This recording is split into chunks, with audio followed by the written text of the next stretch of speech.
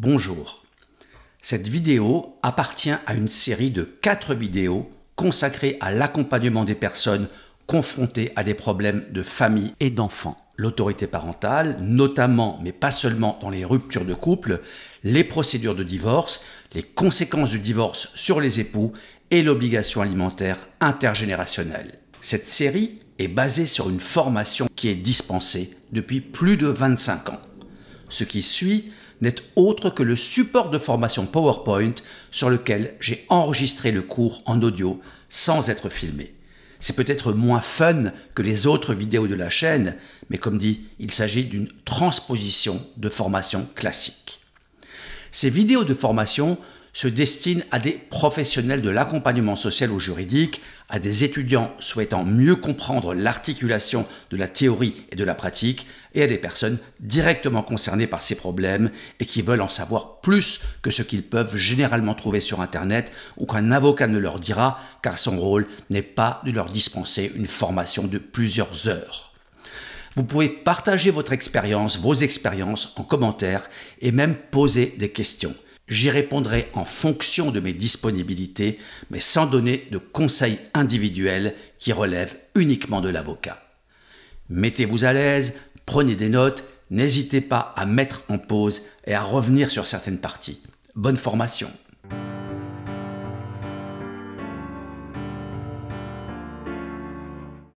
Les types de divorce. L'article 229 du Code civil liste les différents types de divorce. Le premier est un divorce par consentement mutuel qui a l'originalité de ne pas se dérouler devant un juge, mais devant avocat et notaire. Le second divorce est également un divorce par consentement mutuel, mais qui se déroule devant un juge dans les hypothèses où il ne peut pas se dérouler devant le notaire et les avocats. Ça aussi, nous le verrons ultérieurement en détail. Autre divorce, le divorce d'acceptation du principe de la rupture du mariage. C'est une procédure qu'on peut considérer comme plus ou moins amiable sur le principe du divorce, c'est-à-dire que les époux sont d'accord de divorcer, mais qui laisse au juge le soin d'en trancher les conséquences. Autre divorce, le divorce d'altération définitive du lien conjugal qui correspond à une situation où les époux sont déjà séparés de fait depuis une période assez longue qui en elle-même justifie le prononcé du divorce. Et enfin le divorce pour faute qui n'a pas disparu même si on l'entend parfois. Nous verrons que la loi décourage en quelque sorte le divorce pour faute et ne le réserve en quelque sorte qu'aux situations les plus difficiles. Divorce par consentement mutuel devant avocat et notaire. Conditions. D'abord, il est vrai qu'on entend souvent dire divorce devant notaire. En réalité, ce sont surtout les avocats qui ont la responsabilité d'établir les conventions de divorce et de guider leurs clients tout au long de la procédure. Le notaire a un pouvoir de contrôle qu'il a hérité du juge aux affaires familiales, puisque lorsque la procédure se déroulait, et se déroule encore dans certaines hypothèses devant le juge, c'est le juge qui exerce, plus ou moins en vérité, son pouvoir de contrôle. Quelles sont donc les conditions pour que ce divorce par consentement mutuel puisse se dérouler devant notaire?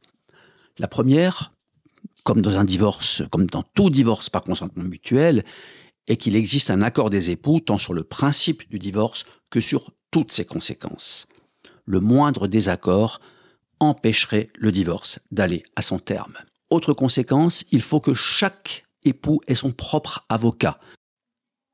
En pratique, il peut advenir que l'avocat de l'un conseille ou oriente l'autre vers un confrère. L'objet de la démarche est de limiter le montant total des honoraires. Comme le juge n'est plus là pour exercer son pouvoir de contrôle et que le notaire est peut-être plus sensible aux questions de patrimoine que d'autorité parentale, le législateur a estimé qu'il était préférable que chacune des parties ait son propre conseil et son propre avocat. Autre condition, l'enfant capable de discernement doit être avisé par ses parents de la possibilité d'être entendu par le juge au moyen d'un formulaire CERFA, si l'enfant exige d'être entendu par le juge, ou si ce formulaire ne figure pas au dossier, le divorce par consentement mutuel se déroule alors devant le juge aux affaires familiales. Alors notons que cette faculté, ou plutôt cette obligation d'aviser l'enfant de la possibilité d'être entendu par le juge existe dans toutes les procédures de divorce, mais elle est particulièrement formalisée dans le divorce par consentement mutuel devant notaire. Si toutes les conditions sont réunies, alors le divorce par consentement mutuel ne peut se dérouler que devant avocat et notaire et non devant le juge. Reste une question que nous ne faisons qu'aborder ici puisque nous consacrons une formation à part entière à l'autorité parentale, qu'est un enfant capable de discernement. La loi ne fixe pas d'âge, mais il est évident que ce critère est important. Il sera difficile de convaincre le notaire, comme il serait difficile de convaincre un juge qu'un enfant de 12, 13, 14 ans n'est pas capable de discernement. Divorce par consentement mutuel devant avocat et notaire. Procédure. Un des avocats rédige la convention prévoyant toutes les conséquences du divorce. Ensuite, chaque avocat adresse la convention à son client par lettre recommandée avec avis de réception, ce qui ouvre un délai de réflexion de 15 jours à compter de la réception du document. Si aucun des époux ne souhaite modifier la convention, un rendez-vous est alors organisé en présence des deux époux et des deux avocats, généralement au cabinet de l'un d'eux, aux fins de signature de la convention. L'avocat le plus diligent adresse alors la convention et ses éventuelles annexes, c'est-à-dire l'information des enfants ou l'indication de leur absence de discernement, mais aussi l'état liquidatif, ce qui concerne le partage des biens. Donc cela est envoyé au notaire choisi par les époux aux fins de dépôt au rang des minutes du notaire dans un délai de 7 jours. Comme il s'agit d'une procédure par consentement mutuel, il n'est pas possible de faire appel de cette convention entérinée par le notaire. En revanche, il est possible de se pourvoir en cassation s'il y a une erreur de droit, ce qui est tout de même rarissime en cette matière. La dernière étape sera la transcription au service de l'état civil de la mairie dans les actes de mariage et de naissance. Divorce par consentement mutuel judiciaire. Conditions. Tout comme le divorce se déroulant devant notaire, le divorce par consentement mutuel judiciaire, donc devant le juge, nécessite l'accord parfait des époux sur le principe du divorce et sur toutes ses conséquences. Pour le reste, c'est la volonté d'un enfant capable de discernement, d'être entendu par le juge, qui va imposer aux parents de divorcer devant le juge aux affaires familiales et non pas devant notaire. Si l'enfant exige d'être entendu par le juge, directement et non pas par le biais d'une enquête sociale ou médico-psychologique qui de toute façon n'aurait pas de sens dans le cadre d'une procédure amiable, alors les parents sont obligés de divorcer devant le juge aux affaires familiales. Certains y voient un pouvoir exorbitant laissé aux enfants, car après tout, ce n'est pas à eux de décider s'ils habiteront avec leur père ou avec leur mère et comment doit se dérouler le droit de visite et d'hébergement. Ce n'est pas non plus à eux de décider si leurs parents doivent ou non divorcer. Mais en réalité, les enfants n'ont pas ce pouvoir, même si la portée de leurs propos est à laisser à l'appréciation du juge. L'audition du mineur peut éclairer le magistrat sur certains choix communs des parents qui seraient fortement contraires à l'intérêt de l'enfant. Par exemple, si les parents choisissaient une résidence alternée alors qu'ils vivent très éloignés l'un de l'autre ou que l'enfant subit la pression de ses parents ou de l'un d'eux. Divorce par consentement mutuel judiciaire, procédure. Après réception de la demande de divorce, le juge reçoit les époux et auditionne le ou les enfants.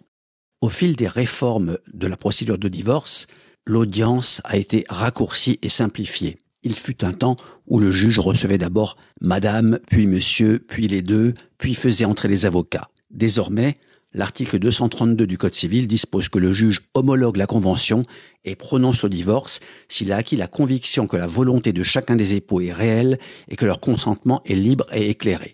Il peut refuser l'homologation et ne pas prononcer le divorce s'il constate que la convention préserve insuffisamment les intérêts des enfants ou de l'un des époux. Ce droit de regard du juge doit être interprété avec nuance. En pratique, le refus d'homologation de la convention repose en général sur une décision qui serait contraire à l'intérêt des enfants, a fortiori après que l'un d'eux ou que les enfants aient été entendus par le juge. S'agissant de l'intérêt des époux eux-mêmes, le juge est généralement bien moins pointilleux, bien moins regardant. Par exemple, si l'un des conjoints peut légitimement solliciter une prestation compensatoire, mais y renonce, le juge peut attirer son attention sur l'iniquité de cette solution sans forcément refuser d'homologuer la convention. Enfin, il n'est pas possible de faire appel d'un divorce prononcé par consentement mutuel, que ce soit devant le juge ou devant notaire. Et toute dernière démarche, là aussi, c'est la transcription à l'état civil. Le divorce accepté. Conditions et spécificités. Le divorce accepté est visé aux articles 233 et 234 du Code civil. Il correspond à une situation somme toute assez fréquente où l'on est d'accord sur le principe de divorcer sans l'être sur toutes les conséquences du divorce. Ce divorce nécessite bien le consentement des époux sur le principe du divorce, sans quoi il ne peut pas être prononcé. Non seulement les époux sont d'accord de divorcer, mais ils renoncent à évoquer les causes du divorce, la seule cause du divorce étant leur acceptation. En général, il subsiste un désaccord sur certaines conséquences, sans quoi ils divorceraient par consentement mutuel. Mais ils peuvent tout à fait s'entendre sur certains points et laisser au juge le soin d'en trancher d'autres. Dans ce divorce accepté, chaque époux doit avoir son propre avocat. Notons que l'acceptation est possible à tout moment, devant le juge à l'occasion de l'audience d'orientation, qui est la première audience qu'on appelait autrefois tentative de conciliation. L'acceptation peut également intervenir ultérieurement, mais surtout l'acceptation est même possible avant la saisine du juge via les avocats. Enfin, notons que cette acceptation est irréversible, même en cas d'appel. Du moins, l'un d'eux ne peut plus faire marche arrière. Il faudrait que les deux le fassent pour que le divorce n'aille pas à son terme. Divorce pour altération définitive du lien conjugal. Conditions et spécificités. Un petit regard historique d'abord. Il fut un temps où divorcer sans raison a priori objective comme la faute de l'autre et sans son accord n'était possible que dans des conditions extrêmement difficiles. Il fallait être séparé de fait depuis au moins 6 ans ou que l'autre soit dans un état mental si grave qu'il était assimilé à une absence. Et au bout de 6 ans, on pouvait demander le divorce, mais on en subissait toutes les conséquences. Ça veut dire que le demandeur, qui répudiait en quelque sorte son conjoint, devait payer les frais d'avocat, enfin les honoraires de l'avocat adverse, et devait offrir une pension alimentaire, quel que soit l'écart de revenus. Ça veut dire que même si, par exemple, je demandais le divorce pour ce que l'on appelait alors la rupture définitive du lien conjugal, mais que ma femme gagnait bien plus que moi, je devais offrir une pension alimentaire, certes symbolique. Et on parlait de pension alimentaire et non pas de prestation compensatoire, parce que ce divorce maintenait le devoir de secours entre époux, une notion sur laquelle nous reviendrons plus tard dans cette formation. Ensuite, on s'est dit qu'il fallait que le demandeur ne soit pas systématiquement fautif et qu'il fallait rompre ce lien entre la cause du divorce et la conséquence du divorce, du moins dans ce cas de figure d'une séparation longue. En même temps, on a réduit le délai à 2 ans. Et finalement, on en est arrivé à l'article 238 du Code civil qui dispose que l'altération définitive du lien conjugal résulte de la cessation de la communauté de vie entre les époux lorsqu'ils vivent séparés depuis 1 an lors de la demande en divorce. On est donc arrivé de 6 ans à 1 an, et 1 an au moment de la demande en divorce. Ce délai peut même être encore plus bref. Le même article dispose en effet que si le demandeur a introduit l'instance sans indiquer les motifs de sa demande, le délai caractérisant l'altération définitive du lien conjugal est apprécié au prononcé du divorce. Ça veut dire quoi ? Je demande le divorce sans indiquer le motif et au moins 1 année s'est écoulée entre notre séparation de fait et la date du prononcé du divorce et non pas de la demande en divorce. Si cette condition est remplie, alors le divorce pourra également être prononcé pour altération définitive du lien conjugal. Plus loin, l'article 238 du Code civil nous dit que si une demande est engagée par l'un des époux sur le fondement de l'altération définitive du lien conjugal et que l'autre époux demande le divorce pour une autre cause, par exemple il fait une demande reconventionnelle de divorce pour faute, mais que sa demande est rejetée, alors le juge pourra tout de même prononcer le divorce pour altération définitive du lien conjugal, peu importe la durée de la séparation de fait. Divorce pour faute. Conditions et spécificités. L'article 242 du Code civil dispose « Le divorce peut être demandé par l'un des époux lorsque des faits constitutifs d'une violation grave ou renouvelée des devoirs et obligations du mariage sont imputables à son conjoint et rendent intolérable le maintien de la vie commune. Les obligations du mariage sont notamment celles visées par l'article 212 du Code civil, à savoir que les époux se doivent mutuellement respect, fidélité, secours et assistance. Mais au-delà de ces obligations, le divorce pour faute peut être prononcé soit lorsque certains faits sont très graves, même s'ils ne sont pas renouvelés. La violence conjugale était évidemment la première des fautes. L'adultère est également généralement considéré comme une faute justifiant à elle seule le prononcé du divorce. Nous verrons qu'il peut y avoir des exceptions. Ou alors il peut y avoir toute une série de petites fautes, petites entre guillemets, qui renouvelées finissent par rendre intolérable le maintien de la vie commune. Alors là, il n'y a pas de liste limitative. Par exemple, si un des conjoints refuse de parler, qu'il y a un mutisme total, cela peut devenir insupportable. Donc il y a de multiples choses, les insultes également. Toutefois, on notera que nous ne sommes plus à une époque où il suffisait que l'un des époux brandisse une attestation d'un témoin disant que l'autre l'a insulté lors du dîner de Noël, par exemple. Aujourd'hui, on veut tout de même qu'il y ait un certain degré dans la gravité de la faute pour que le divorce puisse être prononcé sur ce fondement. Nous évoquions les attestations de témoins, ce qui nous conduit à rappeler qu'en matière de divorce, comme dans toute procédure judiciaire, le juge ne croit pas les parties sur parole.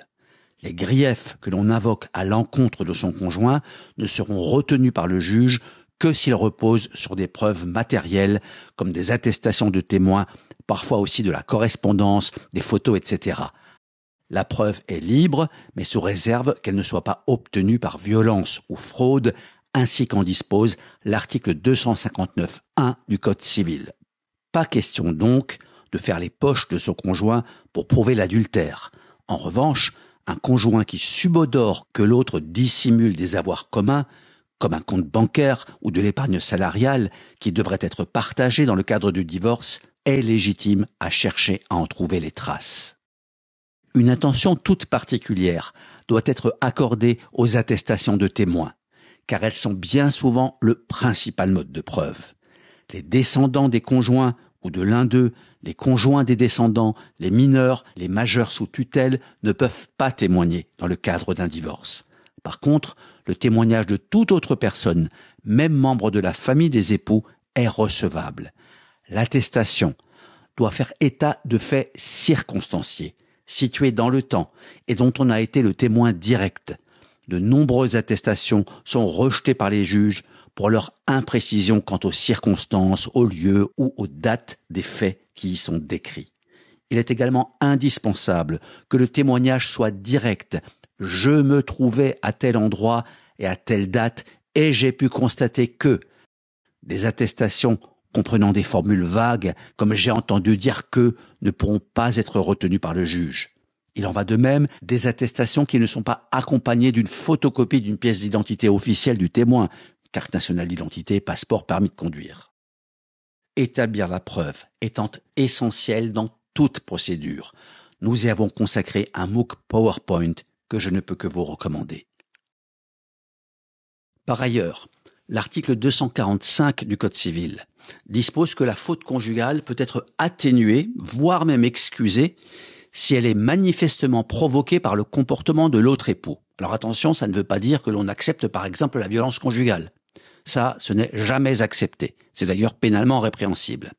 Mais on a déjà vu des cas de juges considérer qu'un adultère finalement pouvait se comprendre lorsqu'il est réciproque ou lorsque la vie est devenue insupportable par le comportement de l'un des époux. Donc il peut y avoir des circonstances où la faute est atténuée, voire excusée. Le cas le plus fréquent est justement lié à la violence conjugale. Théoriquement, quitter le domicile conjugal sans avoir une bonne raison, c'est une faute conjugale, puisque les époux sont censés vivre ensemble, ou avoir une vie commune en tout cas. Mais quitter le domicile parce qu'on prend des coups, parce qu'on est victime de violence, ce n'est pas une faute. Alors évidemment, il faut le prouver, il faut au minimum faire une main courante ou déposer plainte. Si on subit de la violence, il faut aller voir un médecin, si possible un médecin légiste. Et il faut que la date de la plainte ou de la déclaration au commissariat coïncide avec la date des certificats médicaux. Enfin, nous l'avions déjà évoqué, mais reprécisons-le, il ne peut pas y avoir de demande en divorce pour faute en début de procédure. Et ce, pour éviter le contentieux, pour encourager les époux à trouver une alternative au divorce contentieux. Ce n'est qu'à l'issue de l'audience d'orientation, sur laquelle nous nous pencherons bientôt, que l'une ou l'autre des parties, ou les deux, pourront faire ce choix dans leur première conclusion. Par ailleurs, les époux peuvent demander au juge de ne pas énoncer les torts et les griefs dans son jugement. Procédure, acte introductif d'instance. Nous abordons le déroulement de la procédure, hors divorce par consentement mutuel, devant notaire ou juge, que nous avons déjà vu et qui obéit à des règles spécifiques. L'article 251 du Code civil nous dit que l'époux qui introduit la demande en divorce peut, s'il le souhaite, indiquer le motif de la demande. Il n'est pas obligé de le faire. En revanche, s'il veut le faire, il ne peut pas, dès le début, demander le divorce pour faute. Cela ne pourra être demandé qu'ultérieurement dans les premières conclusions au fond, c'est-à-dire dans les écrits des avocats postérieurs à la première audience et à la première ordonnance du juge, celle qui autorise notamment les époux à résilier séparément.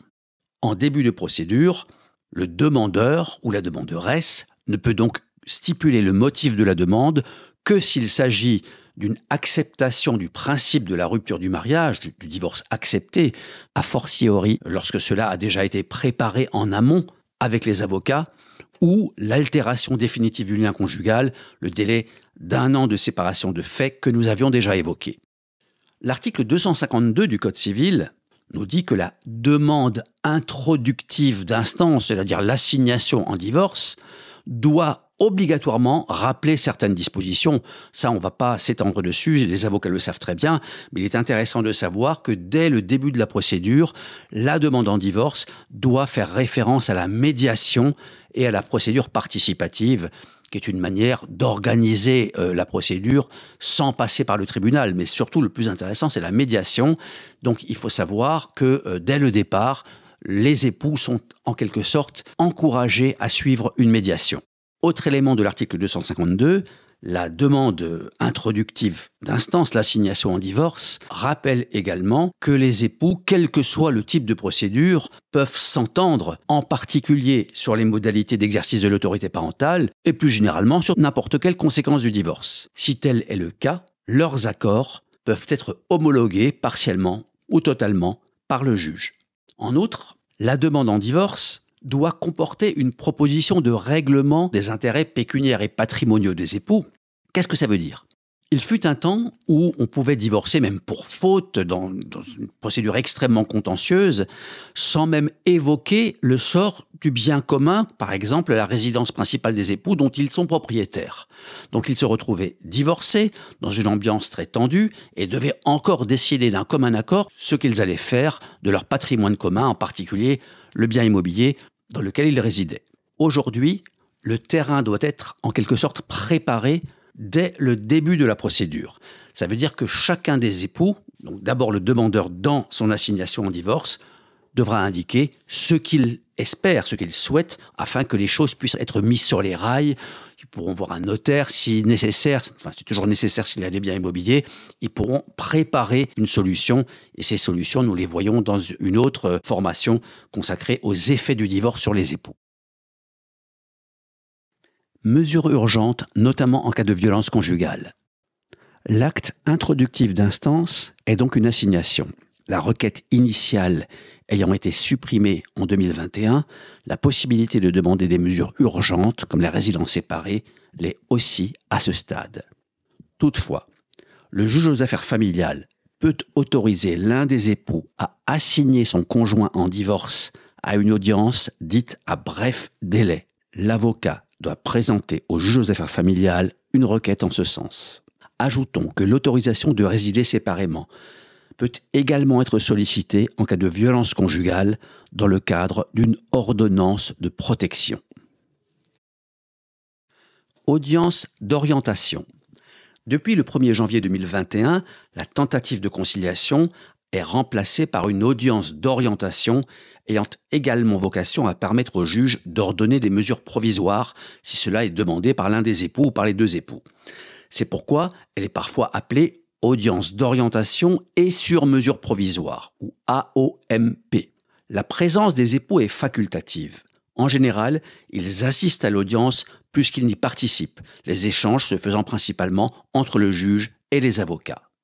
Pourquoi orientation ?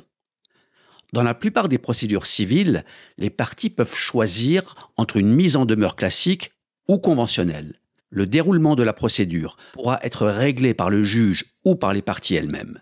Il advient que les époux aient réglé leur divorce en amont dans le cadre d'une procédure acceptée devant avocat. Dans cette hypothèse, le juge se contente d'un contrôle des actes comme le fait le notaire dans une procédure par consentement mutuel. Il advient aussi que la mise en état soit inutile, a fortiori si le défendeur est injoignable. Le juge peut alors directement fixer la date de plaidoirie. Mise en état conventionnelle, médiation. La mise en état conventionnelle vise aussi à permettre d'opter pour une procédure dite participative, également pour la médiation ou la conciliation. Dans cette hypothèse, les plaidoiries en fin de procédure ne seront qu'une formalité. D'ailleurs, à compter de l'audience d'orientation, les parties peuvent convenir à tout moment de renoncer à l'audience et donc aux plaidoiries, que la mise en état soit ou non conventionnelle. Certains soutiennent que l'on pourrait même se passer de l'audience d'orientation. C'est un débat juridique que nous n'alimenterons pas ici, mais la tendance générale est de supprimer les audiences au bénéfice d'une justice écrite et sans doute un jour au moins partiellement algorithmique. En cas de mise en état conventionnelle, l'affaire est retirée du rôle, ce qui signifie que ce n'est plus le tribunal qui en contrôle le déroulement, sauf en cas de rupture de la convention participative. Les parties et leurs avocats pourront choisir ensemble, à l'image d'une procédure d'arbitrage, les techniciens et experts qui interviendraient dans les débats, par exemple en ce qui concerne les enfants ou le partage des biens. Notons que la médiation, mais nous y reviendrons, peut également intervenir hors procédure participative ou mise en état conventionnel. Les mesures provisoires. Même si cette formation est consacrée au volet procédural, il est utile de mentionner ici les mesures provisoires pouvant être prises en début ou en cours de procédure. Les effets du divorce, tant en ce qui concerne les époux que les enfants, font l'objet de formations distinctes où sont explicités les critères qui guident la décision du juge. Les mesures provisoires sont généralement fixées à l'issue de l'audience d'orientation, mais elles peuvent aussi être sollicitées ultérieurement. À défaut d'accord, elles sont imposées par le juge. L'article 255 du Code civil liste 10 mesures que nous allons examiner maintenant. Mais cette liste n'est pas limitative. En effet, au premier alinéa de cet article figure l'adverbe « notamment », qui en pratique a une grande importance. Il permet au juge d'être au plus près des réalités de chaque divorce et l'autorise à être imaginatif, même si en pratique, de nombreux justiciables déplorent le côté expéditif et formaté de la justice en matière de divorce. Un prélude à la justice algorithmique, peut-être. L'adverbe « notamment » a aussi pour effet de retirer à la Cour de cassation une partie de son pouvoir de contrôle, car le juge du fond, à savoir le juge aux affaires familiales, le JAF en première instance, et la Cour d'appel en cas de recours, peut mettre ce qu'il veut, ou presque, dans ce « notamment », un terme que l'on retrouve d'ailleurs aussi à l'article listant les critères s'appliquant aux mesures sur les enfants. Mesures provisoires, article 255 du Code civil. Le juge peut notamment, premièrement, proposer aux époux une mesure de médiation, sauf si des violences sont alléguées par l'un des époux sur l'autre époux ou sur l'enfant, ou sauf emprise manifeste de l'un des époux sur son conjoint, et après avoir recueilli leur accord, désigner un médiateur familial pour y procéder. Deuxièmement, enjoindre aux époux, sauf si des violences sont alléguées par l'un des époux sur l'autre époux ou sur l'enfant, ou sauf emprise manifeste de l'un des époux sur son conjoint, de rencontrer un médiateur familial qui les informera sur l'objet et le déroulement de la médiation. On remarquera que la médiation figure en tête de cette liste de 10 mesures, ce qui démontre l'importance que lui accorde le législateur. Évidemment, on ne peut imposer une médiation à celui qui n'en veut pas, mais le juge peut enjoindre aux époux, donc leur ordonner de rencontrer un médiateur pour qu'il leur explique ce qu'elle peut leur apporter, et au passage coûter, la médiation n'étant pas gratuite. Aucune sanction n'est prévue si on ne se soumet pas à l'injonction du juge, mais il va de soi que cette attitude ne sera pas à mettre au crédit de l'époux récalcitrant.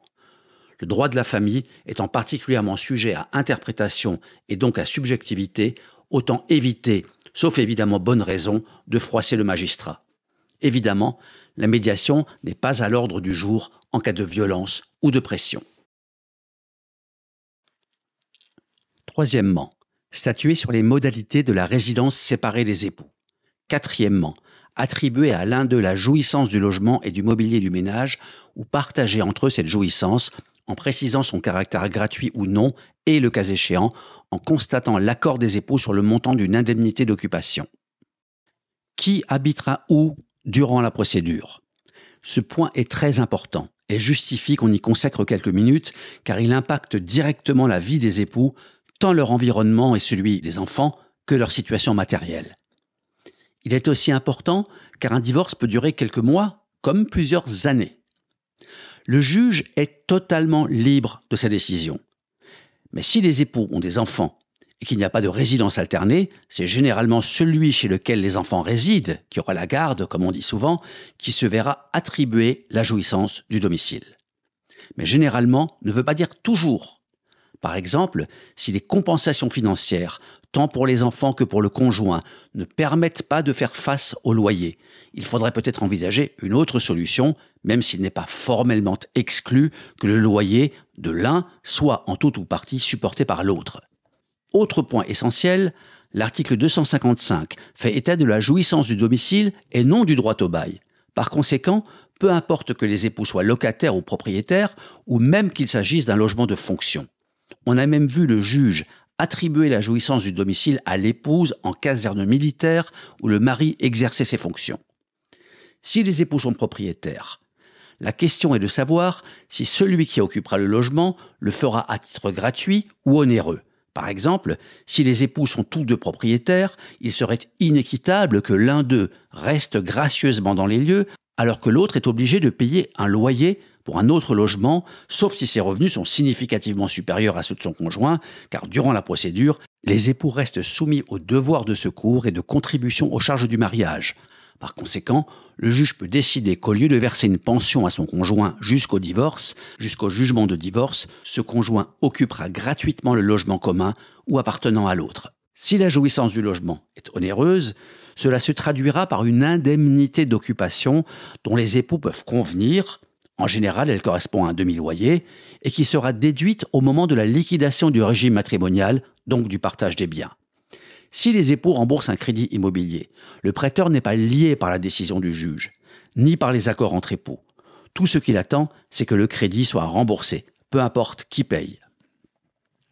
Le sort du logement, à l'issue de la procédure de divorce, et le partage des biens sont étudiés dans la formation consacrée aux effets du divorce sur les époux.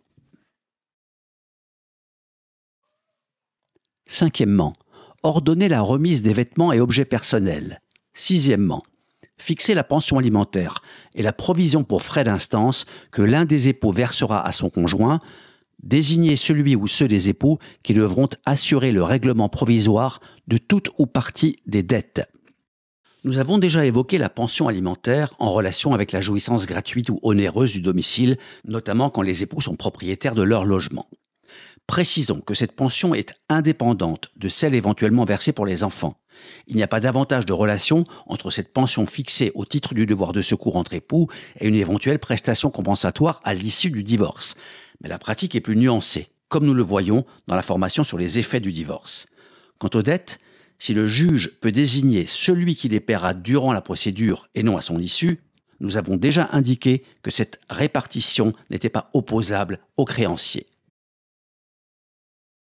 Septièmement, accorder à l'un des époux des provisions à valoir sur ses droits dans la liquidation du régime matrimonial si la situation le rend nécessaire. Cette possibilité est notamment intéressante si un des époux a quitté le domicile en emportant le mobilier ou tout ce qui peut avoir de la valeur comme des tableaux ou des objets d'art appartenant au couple, ou s'il a vidé les comptes bancaires sans attendre la liquidation du régime matrimonial et le partage des biens. Ce n'est pas la seule hypothèse d'application de cette disposition à laquelle le juge peut recourir si, comme il est dit, La situation le rend nécessaire.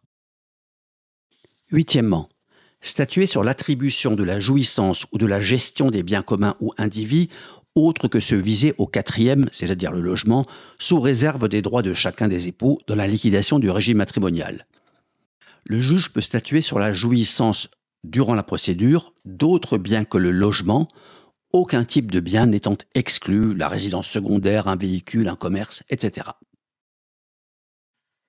Neuvièmement, désigner tout professionnel qualifié en vue de dresser un inventaire estimatif ou de faire des propositions quant au règlement des intérêts pécuniaires des époux. Dixièmement, désigner un notaire en vue d'élaborer un projet de liquidation du régime matrimonial et de formation des lots à partager. Ces deux mesures visent notamment, pour la première, à évaluer la nécessité d'une prestation compensatoire et une répartition équitable des dettes, sachant qu'elle n'est pas opposable aux créanciers du couple. La seconde vise à préparer le partage des biens, mais elle n'est pas opposable aux époux.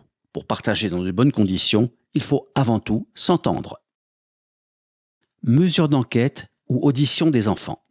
Dès l'audience d'orientation ou ultérieurement, durant toute la phase de mise en état, le juge peut ordonner des mesures d'enquête ou l'audition des enfants capables de discernement.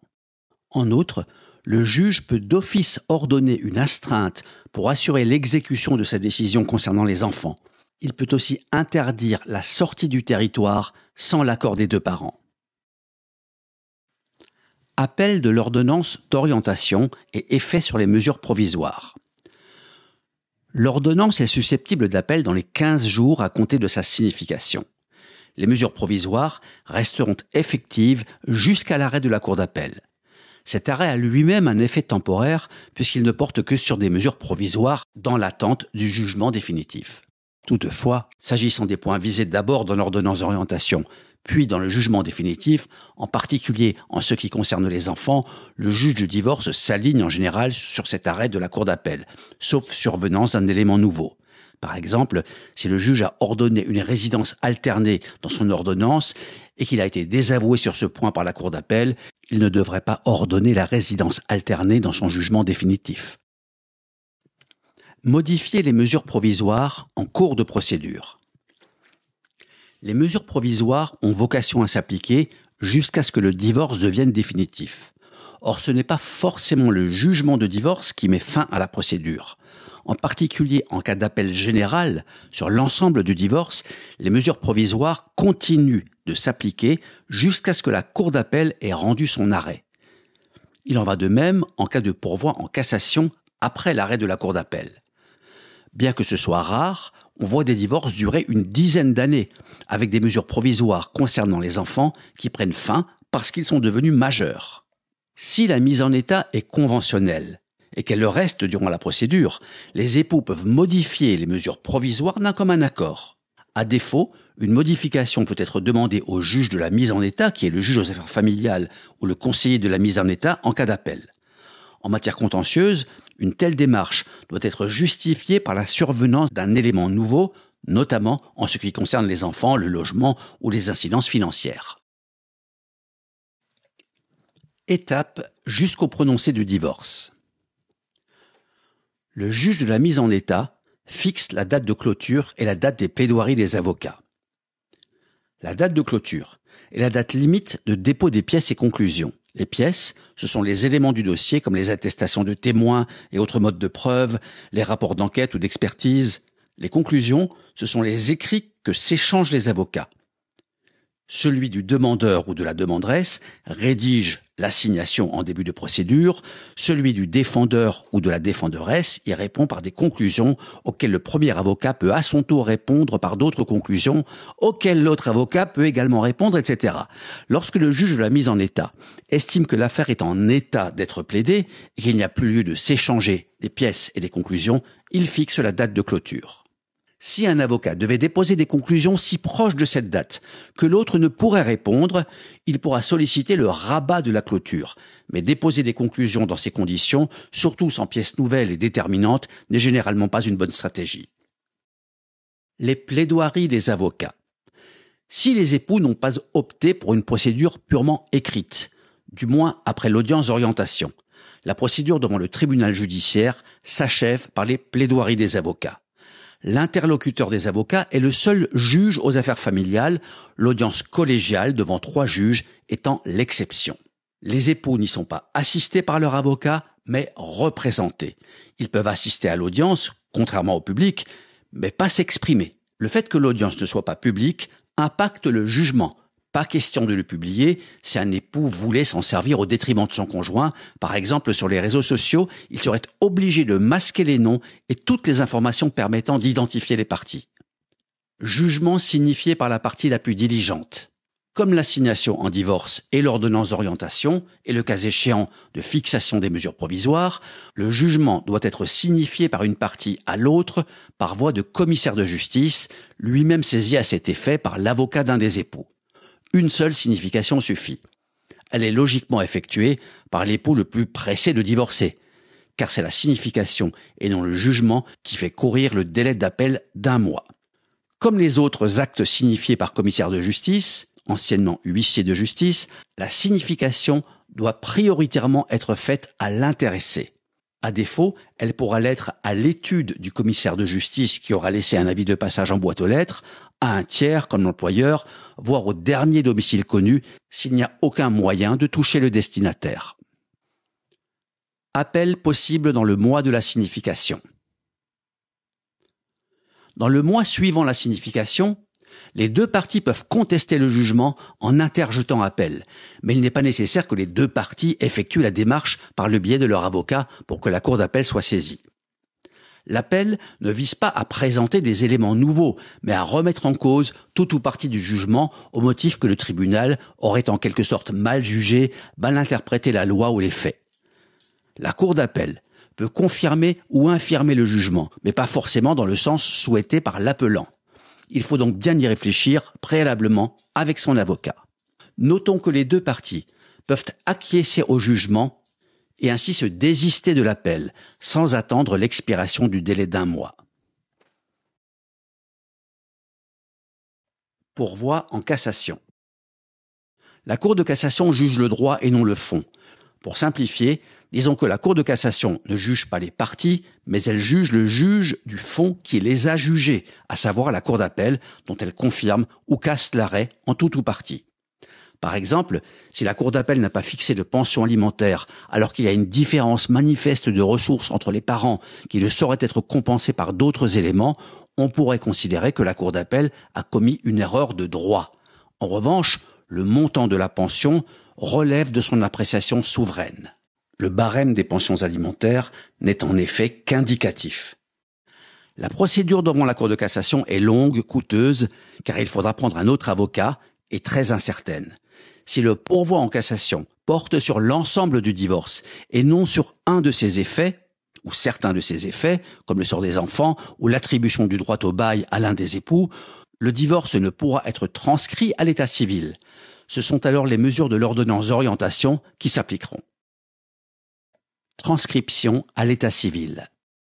Le jugement ne produit des effets à l'égard des tiers qu'à la date de sa transcription à l'état civil, une démarche effectuée par les avocats, car c'est à eux, et non aux époux ou ex-époux, que le jugement est adressé par le tribunal.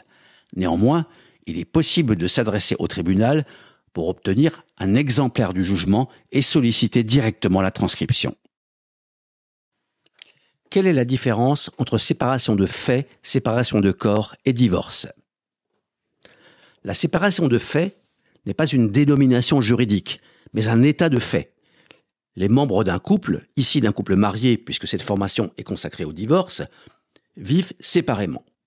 Ils peuvent s'en satisfaire et n'engager aucune procédure. En général, si cette séparation est définitive, il vaut mieux la confirmer en droit, ne serait-ce que parce qu'on peut envisager de se remarier. Cela peut aussi éviter quelques mauvaises surprises, comme être sollicité par les créanciers de son conjoint, ce qui obligerait à prouver qu'on n'est pas solidaire de ses dettes.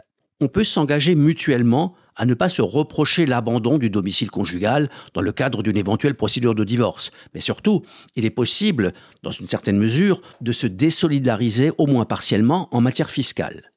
Il est aussi possible de saisir le juge aux affaires familiales, soit sur requête conjointe des 2 parents, qu'ils soient d'ailleurs mariés ou non, soit à la requête de l'un d'eux afin qu'il statue sur l'autorité parentale, la résidence des enfants, le droit de visite et la pension alimentaire. Quant à la séparation de corps, elle peut être demandée pour les mêmes motifs que le divorce. La procédure est identique et les effets voisins, si ce n'est qu'elle maintient le devoir de secours entre époux et théoriquement du moins le devoir de fidélité. Les époux restent mariés, mais le mariage est vidé de sa substance. En pratique, la séparation de corps peut se justifier dans des circonstances où le devoir de secours gagne à être maintenu, mais c'est surtout pour des raisons religieuses que l'on préférera se séparer de corps que divorcer. La séparation de corps peut ultérieurement être transformée, être convertie en divorce par une procédure simplifiée, mais il est de toute façon possible de divorcer après une année de séparation, qu'elle soit de droit ou de fait. Est-il possible de divorcer sans avocat ?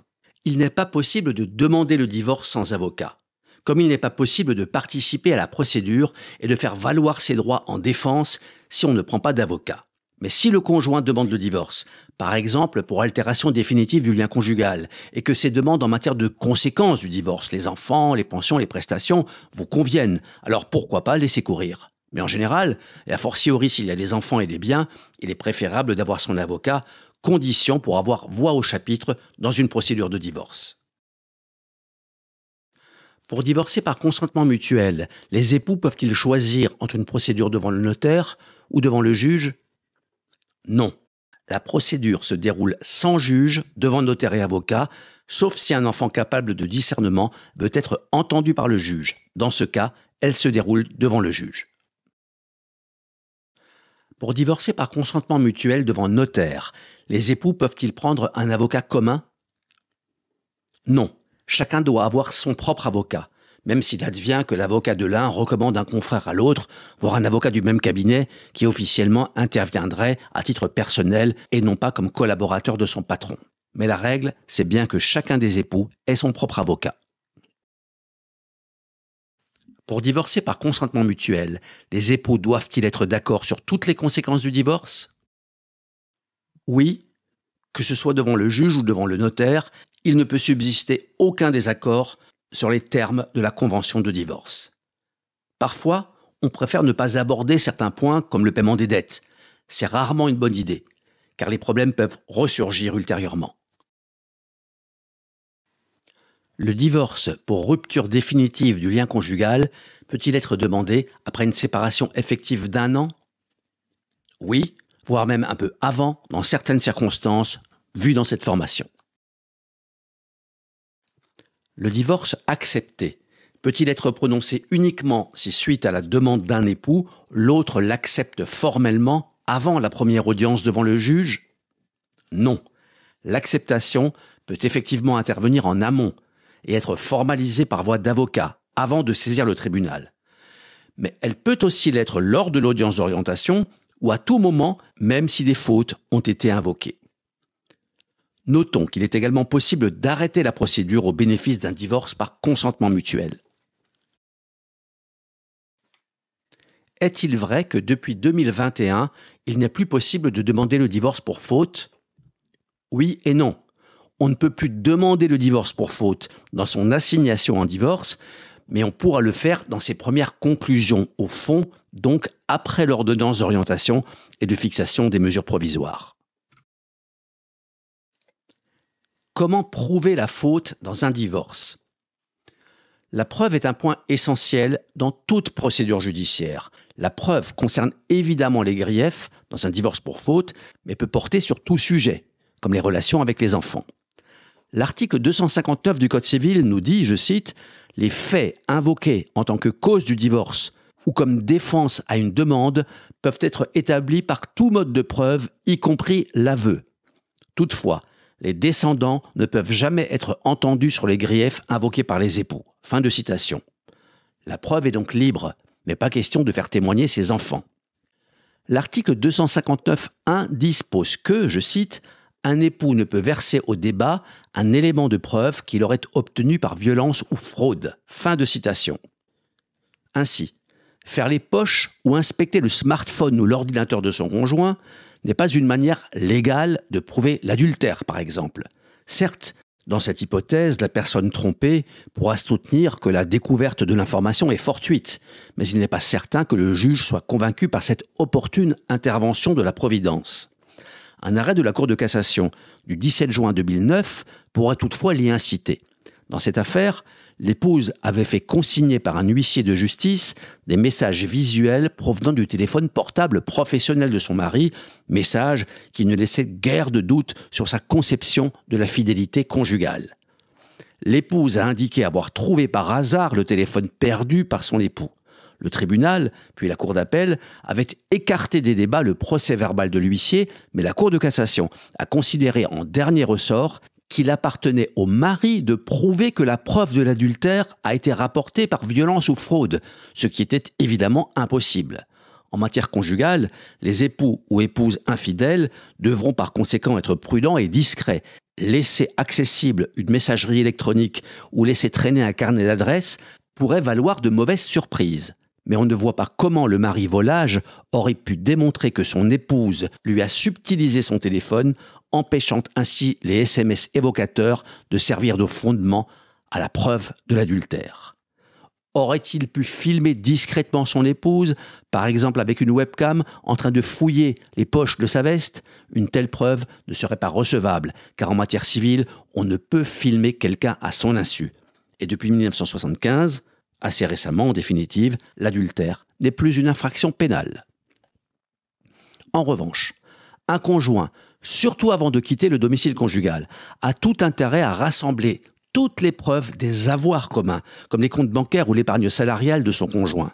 Dernier point, la liberté de la preuve est encore plus grande en matière pénale, puisqu'il est même possible de filmer et d'enregistrer l'auteur des faits à son insu, à condition de ne pas s'être livré à une provocation ou d'avoir organisé une mise en scène. Cela peut notamment être utile en cas de violence conjugale, un sujet que nous traitons en formation traditionnelle et qui fera également l'objet d'une formation PowerPoint vidéo. Est-on solidaire des dettes contractées par son conjoint durant la procédure de divorce ? La question est aussi intéressante qu'importante, mais elle relève des conséquences du divorce qui sont traitées dans une autre formation, ou du moins dans un autre volet de la formation PowerPoint vidéo sur le divorce. Car la réponse n'est pas oui ou non, mais ça dépend. Même si la dette a été contractée du temps du mariage, et même si les époux sont mariés ou étaient mariés sous le régime de la communauté. En outre, il faut aussi se demander si une saisie peut être pratiquée sur les biens communs en cas de dette contractée par un seul des époux. Là aussi, la réponse est « ça dépend ». Mais comme la question portait sur les dettes contractées durant la procédure de divorce, indiquons que les dettes qui par nature sont communes, comme le loyer du domicile conjugal, même après la séparation des époux, restent communes à l'égard du créancier jusqu'à la transcription du divorce à l'état civil.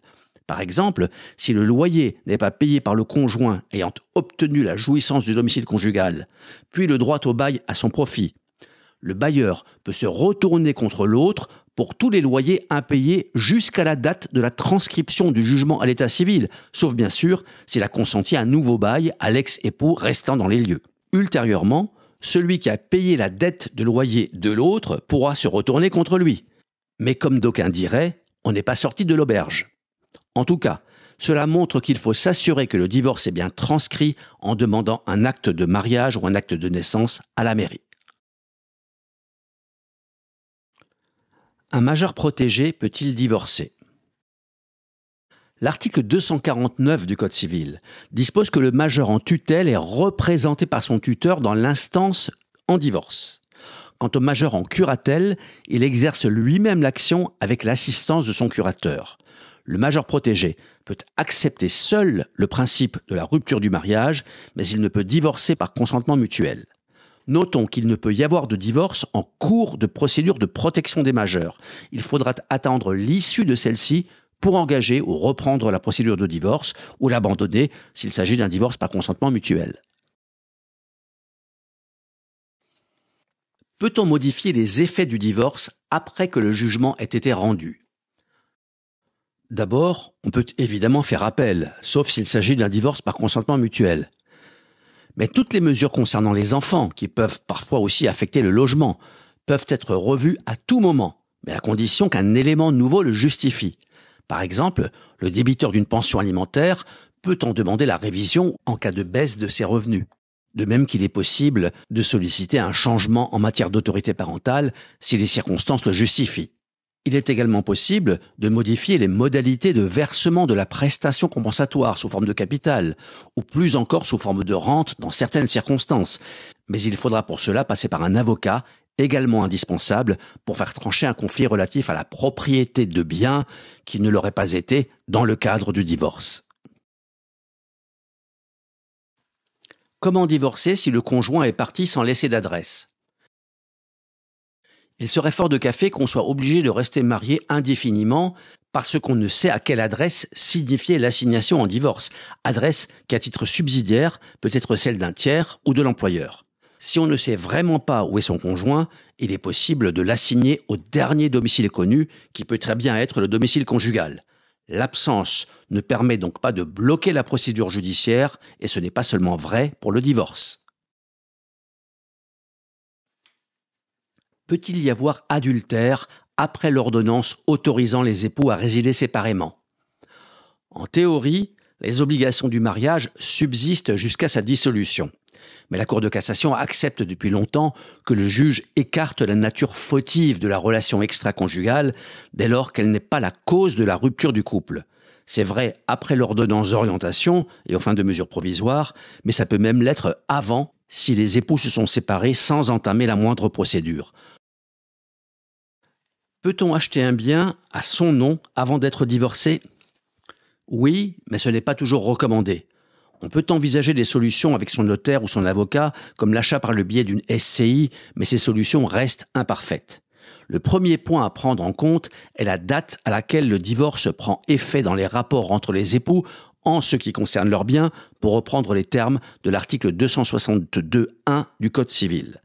La règle de base, à savoir que cette date est celle de la convention de divorce par consentement mutuel ou celle de la demande en divorce dans les autres procédures, souffre de plusieurs exceptions qui justifient un examen plus approfondi, examen qui est fait dans le volet de cette formation consacré aux effets du divorce sur les époux.